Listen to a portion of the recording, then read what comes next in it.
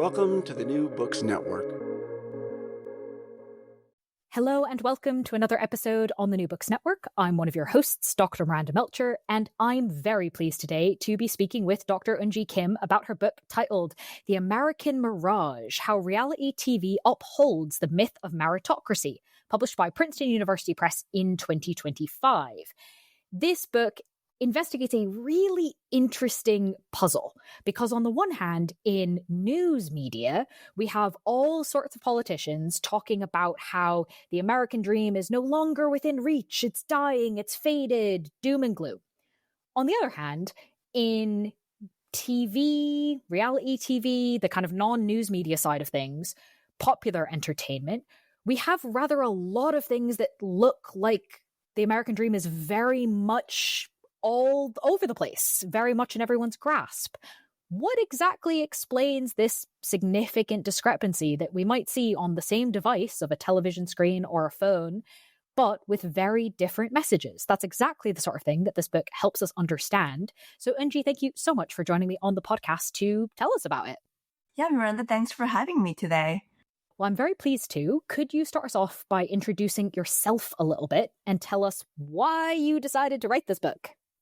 Yes. So I'm assistant professor of political science at Columbia, but I define myself as a media scholar who's always interested in how media, all forms of media, including YouTube, TikTok, to reality TV, to entertainment, to Netflix, and how all of that shapes the way we think about the world and society.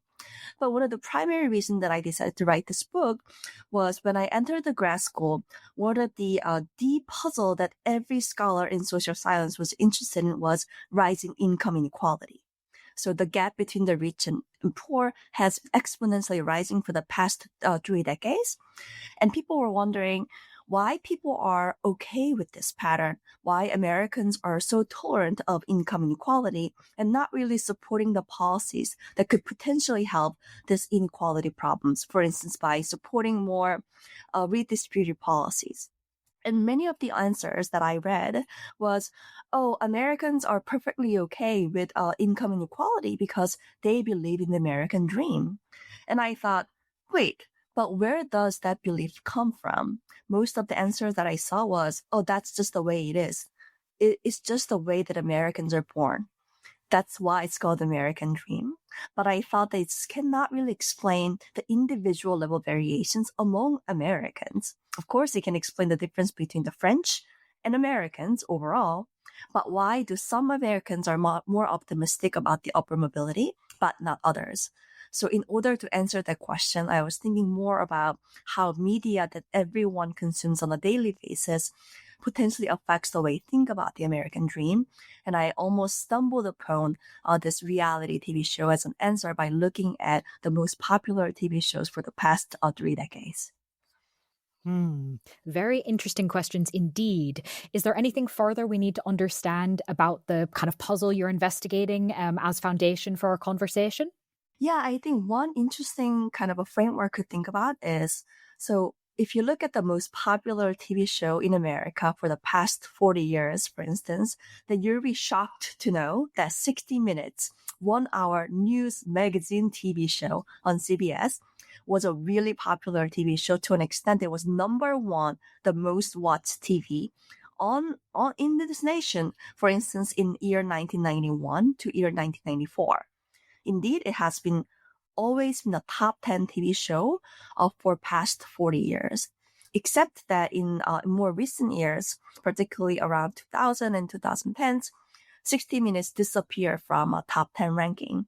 And all the TV shows that we are watching and popular turns out to be most of the reality TV show and sports TV show. These were popular before, but I'm seeing a pattern where news is fading its popularity, and other forms of media, including reality TV, has been gaining popularity over the years, and that has consequences. So we're thinking about how media composition changes and how that affects the way we think about the society. That is very interesting as a trend to understand. And it kind of relates to something I wonder if we can talk a little bit about in this initial part of our discussion in terms of the importance of examining these sorts of questions, because it could be taken as, oh, well, what's popular on TV? Like, that's interesting because finding out anything is interesting in an academic sense. But, maybe the stakes don't go beyond that. You argue in the book that the stakes definitely go beyond that in this case. Can you tell us more? Yeah, I think there are two reasons for that. The first is the declining news audience. I'm sure that many of the listeners of this podcast might find it hard to understand, but most Americans are not that interested in politics, period. Our Twitter newsfeed, our Facebook, our news consumptions are overwhelming. And it looks like every American is obsessed with partisan media and watching Fox News all day, every day. But that is simply not the case if you look at the behavioral level data. And the truth of the matter is that right now in 2025, we just have so many choices at any given time. We have infinite number of media choices. And that means that if you're not interested in politics, you don't have to listen or watch any political news if you want to. It's so much easier to opt out of news completely right now because there are just so many other options. So that means compared to, let's say, 30 years ago or 40 years ago, where for the vast majority of American households, watching an evening news on CBS or ABC was a family ritual after dinner, that is not happening. So that means we are losing a common source of information that people used to watch all the time. So the fragmentation is something a lot of scholars have already studied. So that's like one kind of pattern. But the other reason is, I think increasingly I'm seeing that the narratives that entertainment media is telling us is often very different from the news media offers. I will give you one very easy example. Last year during the election season, I think every single news media outlet that leans more liberal or progressive was trying to sell the narrative the economy is better than we think. Economy is doing okay, and we're all going to be okay. And I think Biden campaign and a Kamala campaign was kind of betting on that. However, on entertainment media, for instance, on TikTok, there have been millions of TikTok videos where people go to McDonald's and complain how expensive the burgers have become. So I think that's an example where elite and news media can push one narrative, but when entertainment media that a lot of Americans consume every day and play an outsized role in their perceptions about the world, push a very different narrative, then the net impact of all those narratives together means that the entertainment media effects might dominate in terms of coloring their perceptions about the economy in this case. That's very helpful to explain the stakes of what's going on here and connect that to the trends you mentioned earlier. Getting into then how you do this analysis, can you tell us a bit more about your approach? Oh, yes. I'm sure that many academics have all grappled with the chicken and the egg problem, the fundamental problem of causal inference and causality. That is it the case that people who are already optimistic and believing in upward mobility already are watching reality TV shows, for instance, or the TV shows that promote the myth of American dream? Or is it vice versa? So one of the things that I was really trying to nail in this book was collect an eclectic array of data to really tell the story, to make sure that the relationship between the media exposure and the belief in the American dream is not just correlational, but also causal. So that was the vast majority of my efforts that were put into that proving the causality. So first, I use many of the, for instance, news media coverage to really tell the case that, yes, news media have been portraying American dream in a very negative light for the past 20 decades, using sentiment analysis, New York Times covers. That's what I show. And then I move to all sorts of behavior level data. So not what people say in a survey, but what people actually do using, for instance, the Facebook data, the web tracking data, all the things that media scholars have been using for the recent years. And show that, yes, we do see that the news media consumption has been declining and the entertainment media consumption has been going up.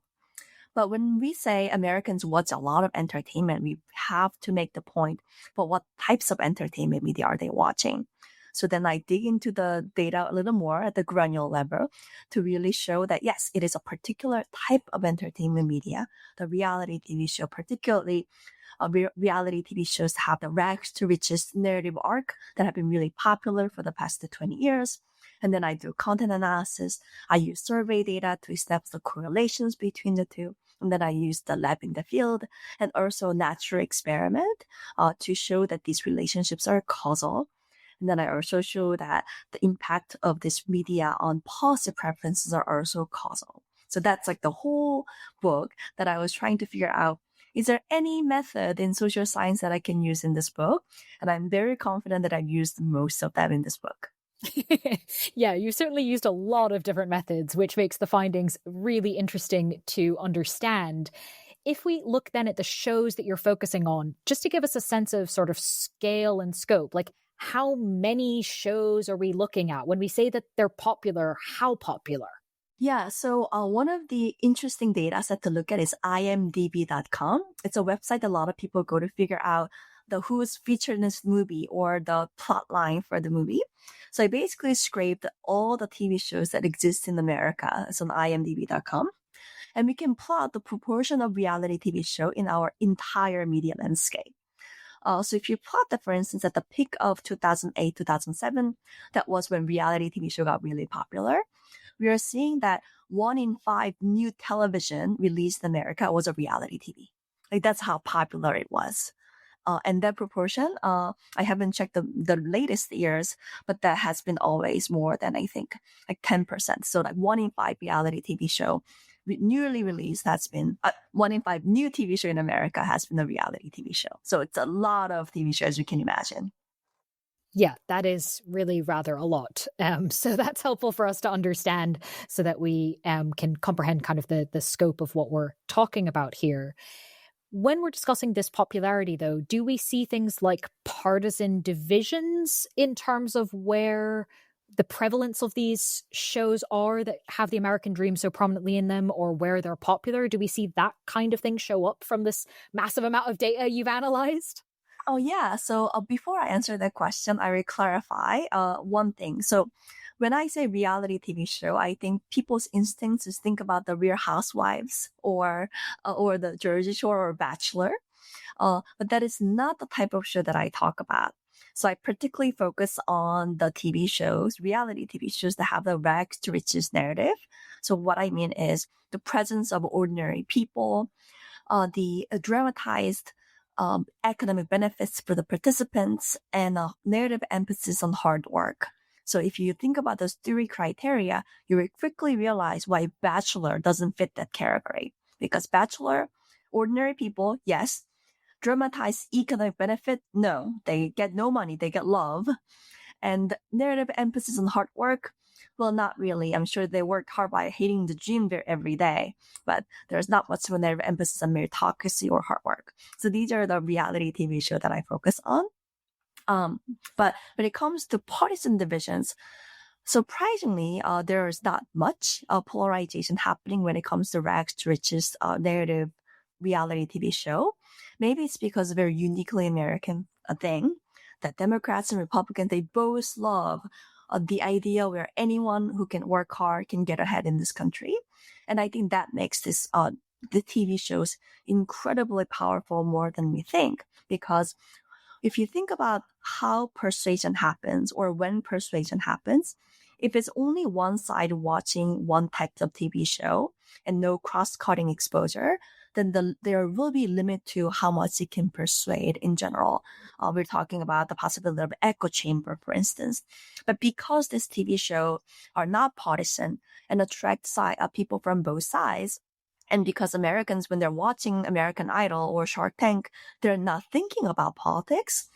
And that makes persuasion, I argue, even much easier because you're not actively counter-arguing. You are not thinking about rising income inequality or declining American dream. You're sitting in your couch, drinking beer, and you're watching Shark Tank, entertained and engaged. And that's where I think persuasion is likely to happen much more because you put your guard down. Okay, that's helpful to start thinking about these mechanisms there. Does this happen more with different partisan biases than others, or are there other factors that show up as being more significant? So I do notice that when holding everything constant, I did notice that Republicans, if they're watching this rags to riches TV show, they react much more compared to Democrats. So they all watch, they all enjoy, but there's a differential effects of how they interact with the content. So I think it's maybe because the idea of self-reliance and individualism is much more closely related to republicanism. So maybe that's potentially why that message resonates more with the self-identified Republicans in my sample. So that's what I see. But one thing that I find very interesting is people who have a very high economic insecurity. These are the people who are actually more likely to tune into this show. So I find that part to be really fascinating.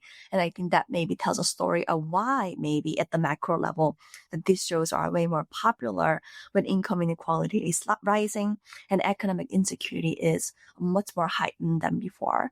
It reminds me of like many historians, for instance, after World War II, there's a popularity of superhero comics. And many historians said that there's something about our psychological need to see heroes to be rescued that fuel the popularity of a superhero comic. And during the Gilded Age, the original Gilded Age, a lot of Americans read the dime novels written by Horatio Alger instead of reading, for instance, the classic novels that people produced. And that's also a case where historians kind of speculated that maybe there's something between the economic insecurities of the original Gilded Age that prompted people to read more dime novels that has a stories of rags to riches as more of escapism or our instinct need to believe that no, things will be okay and we can still, get ahead. So I find that part to be really fascinating. I mean, as a historian, I love the comparison to other times. That definitely brings out more connections there. What about the implications then of this? If we can see sorts of connections between kind of what's happening in the quote unquote real world and what people are choosing to consume as media, is it possible to investigate the extent to which we might be seeing sort of connections between these rags to riches tales that people are choosing to consume that might be persuasive in ways they are realizing less? Because as you said, drinking beer and enjoying it, you're not focused on learning from it as if it was a lecture. Is this causing distortions in collective ideas about what the American dream is? Yeah, so it's obviously a reinforcing mechanism, but I really spend a lot of time really proving the causality that yes, it does cause the belief in the American dream when people watch more of that. So one thing that I want to highlight in my book was I use many different experimental methods. One interesting thing that I think many listeners might be finding intriguing was I did an experiment. And often we do online experiments, which I've also done in my book. But if you think about how we do this in real life, as a social scientist, often it is really hard to force people online to watch a 1-hour episode of an American Idol. Because who knows, maybe they're distracted, they're not focusing. So that's why a lot of university researchers invite people to university psychology lab so that you can really enforce that they're watching the show that you want them to watch. But at the time, I was based in University of Pennsylvania, and there was no way that I could really convince people of different colors and particularly different partisan convictions to come to Philadelphia University of Pennsylvania campus. So I figured that I really have to recruit people outside of the campus and just go out there where people are and conduct media experiments on them. So one of my unique features of this book was I brought a truck. I transformed the truck into the media lab. This truck has 2 rooms and obviously 4 wheels. I drove this truck to rural Pennsylvania and parts of New Jersey. I went to Blueberry Festival. I went to farmers market. I literally showed up to farmers market with a truck. And I invited people to come inside my truck and watch randomly assigned rags to riches TV show so that I can estimate the causal effect of watching rags to riches TV show on their belief in the American dream. So that's one way of proving causality. But you might be wondering, well, that sounds very artificial. no one watches television because researchers pay money and force them to watch. And I completely agree. And that's the limitations of all the forced exposure experiments that we do in social science. So I was looking for some natural variations where by the pure accident or by pure force of nature, that some people just happen to be watching more TV shows like American Idol than others by a pure accident and with no control by the researchers. And I just stumbled upon the fact that in season 6 of American Idol, when that was happening, there was also a survey that happened to have a question about the belief in the American dream. So I was able to merge those two data sets together in a way that I gathered all the hometown locations of successful American Idol 6 contestants using the intuition that no one knew who's going to perform better or who's going to make the top 20 of American Idol. But if they did, people, particularly from the people living in the hometowns of successful American Idol contestants, were excited. They were watching much more American Idol than similar people living in a different town where they didn't produce any successful American Idol contestants. So that was kind of as if random thing that happened in the real world. So I used that variation to link that whether people who are from the hometowns of successful American Idol contestants were more likely to believe in the American dream compared to their counterparts in other towns that didn't produce the contestants. And that natural experiment produced a very similar results as the forced exposure experiments I've done in the truck and also in online. That's a really interesting finding and also an interesting experiment. So thank you for telling us about that particular method that you chose. Obviously, as you said, it does have limitations. Every method does. But maybe more research needs to go drive trucks around and engage with people in that sort of direct way. Were there any other kind of key findings about the ways in which entertainment media influenced ideas about the American dream, both in the sort of short term of, oh, look, I'm watching this contestant from my town, here's what I think now, but also in the longer term as well? Yeah, so the longer term is hard to assess, as you can imagine, because it's really hard to find like the panel data that has American Dream question and also the media exposure data. So it's really hard.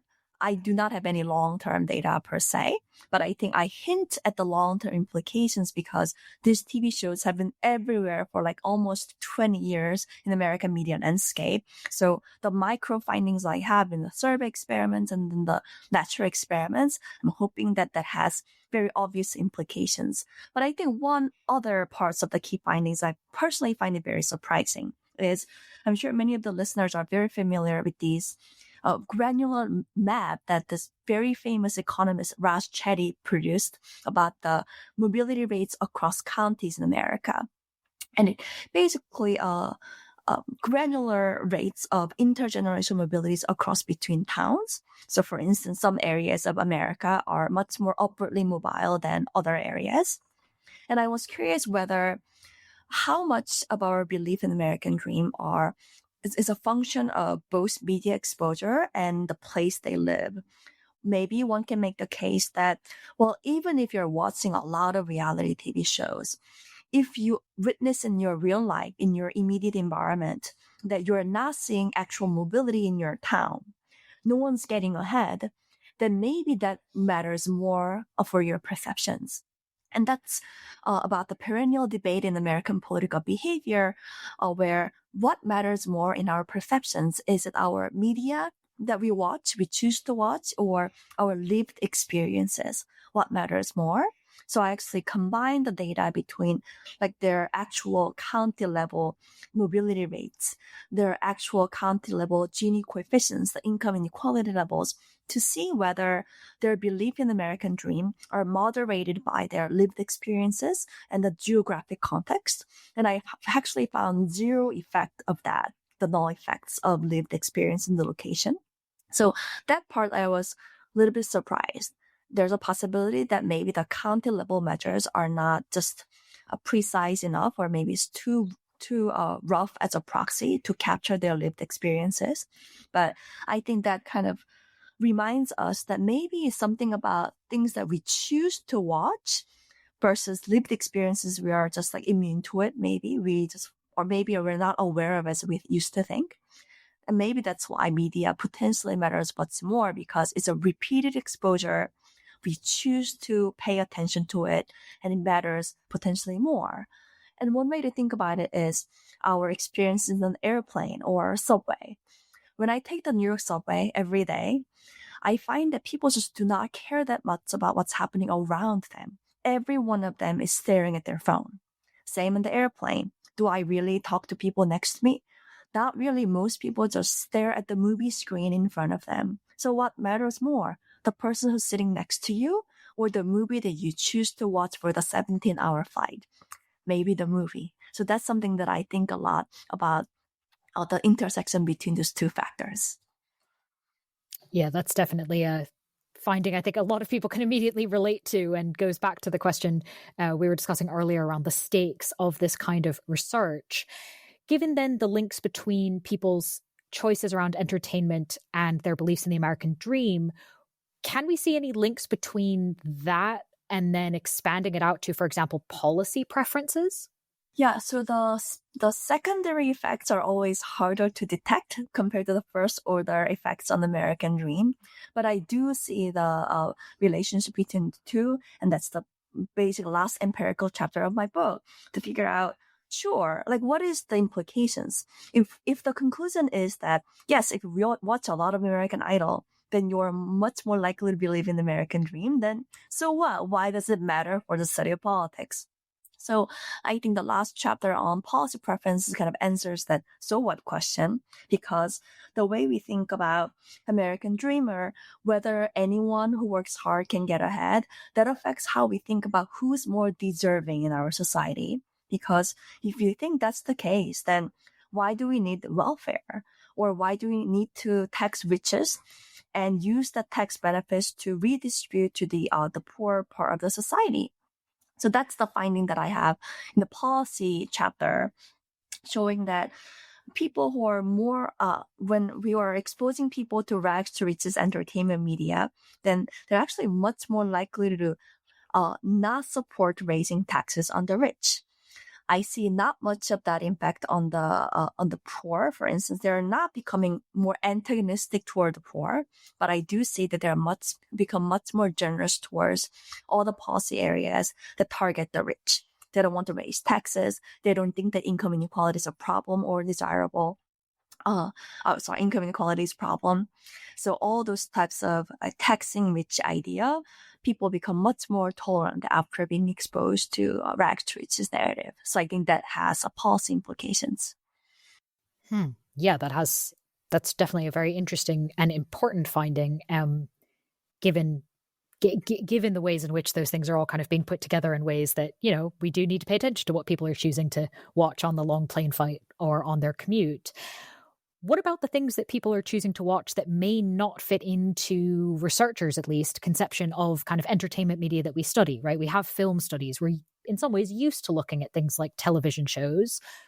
What about the implications of all of these findings for TikTok? Great question. And I think this is a question that every undergraduate student asks me when I teach entertainment media right now, because that's what people do nowadays almost every day. So I think TikTok is a really interesting case, because the vast majority of my book talks about the importance of narrative. Narrative meaning that you watch a TV show for 30 minutes or 40 minutes, and there's a narrative arc of, there's a storyline that anyone who works hard can get ahead. There's a whole thing that you are immersed into. But TikTok, with the 30-second or max 2-minute video, what we are seeing is not some macro narrative, but what I call as micro narrative. So I think we have a lot of research to do to figure out what that means, and whether we think that we can apply the same narrative framework to TikTok videos or TikTok's micro narratives, because one can argue that TikTok is full of short or personal stories about success and struggle, or maybe a lot of them echo American dream themes, like turning a side hustle into business. So maybe we can argue that even if it's very different format from TV, maybe the same patterns apply. But I think it's something that I definitely want to study much more in the coming years. Well, that's actually very convenient. Thank you for giving me that lovely way to move to my final question, which is what are you working on now that this book is out? Yeah, so currently I'm working on two different set of big new research. The first is I'm very interested in why Americans are so optimistic and so favorable towards police in America, particularly after the George Floyd and after so much news media covers about police brutality after the murder of George Floyd. So maybe similar to my book, I was looking into what is really causing or reinforcing people's thinking about the police. If you look at the Nielsen ratings data, the same pattern. It turns out that top 3 out of top 10 TV show in the year of pandemic were cop shows ranging from Chicago PD, NCIS to Blue Bloods. And if you look at all these TV shows that are very popular among older, whiter, and suburban population, then every episode has the same narrative. Police are heroes. Every criminal gets caught within 40 minutes. They're extremely effective. So I'm curious to see whether these cop shows, popular police procedural shows, are potentially playing a role in distorting Americans' thinking about the criminal justice system and police brutality. So that's my new working paper that I'm currently working with. And then the second line of research is related to TikTok, and not necessarily entertainment narrative per se, but I'm very interested in how apolitical social media creators on TikTok, YouTube, and Instagram are affecting our electoral politics. So in the last election season, so 2024, I and my co-authors have run a 5-month-long field experiment where we randomize exposure to social media creators, either who only talk about politics versus apolitical influencers who occasionally talk about politics. And the question is, what would be more politically persuasive? Is it people who talk about politics 24/7? Or is it people who mostly talk about makeups and cookings and, I don't know, guitar and music, and then maybe twice a month or once a month, they suddenly talk about housing crisis or the national economy?